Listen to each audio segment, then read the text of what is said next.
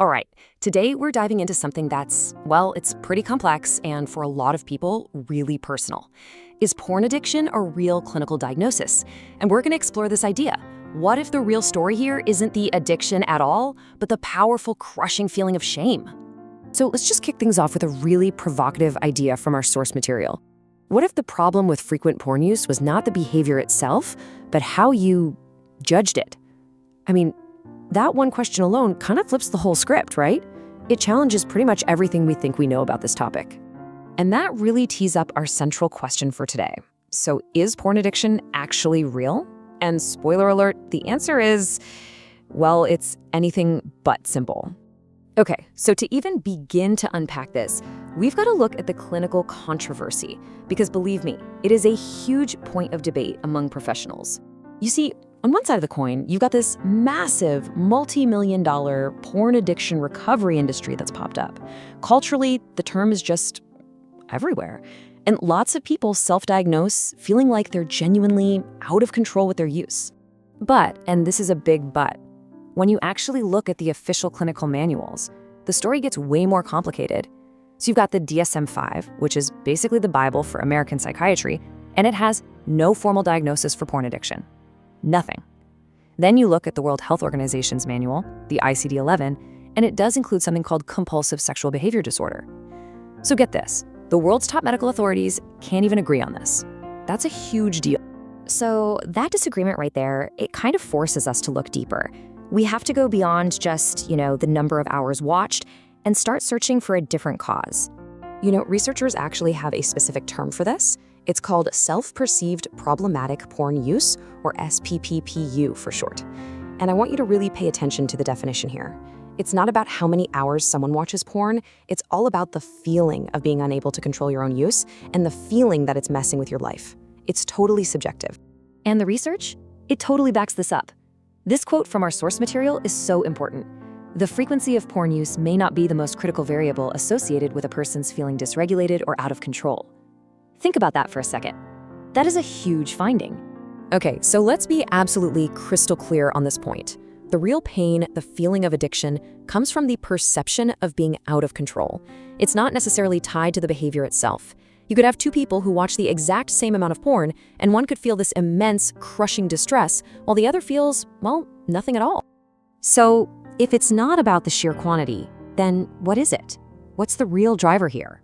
Well, this brings us to the main event, the real culprit that more and more research is pointing to: shame. The incredibly powerful role of shame. The key concept we need to understand is something called moral incongruence.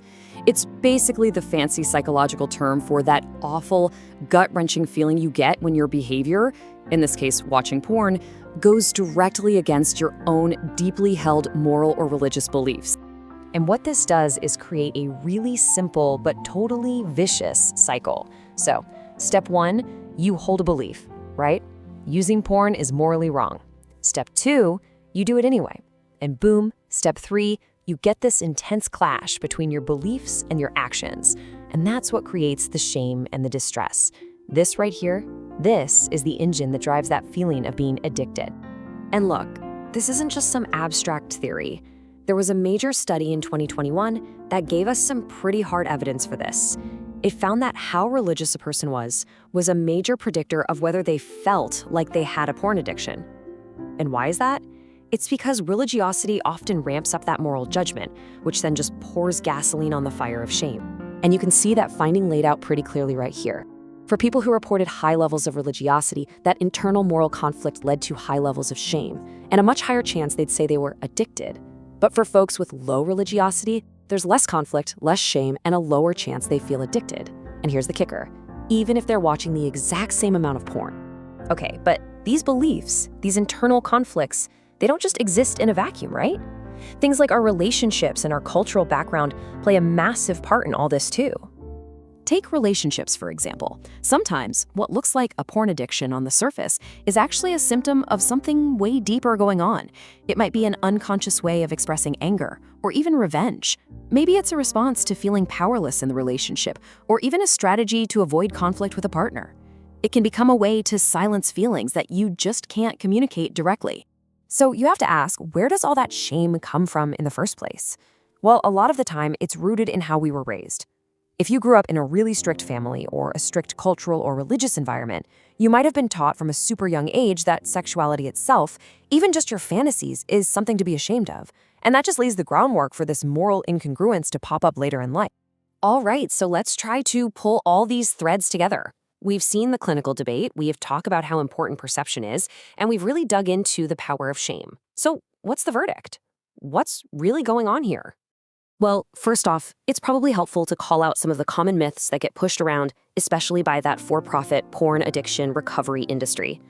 A lot of the time, they lump a bunch of complex issues together, they blame smartphones and the internet, the easy targets, and they totally fail to look at the real root causes of a person's distress, all while, selling a simple and often very expensive fix.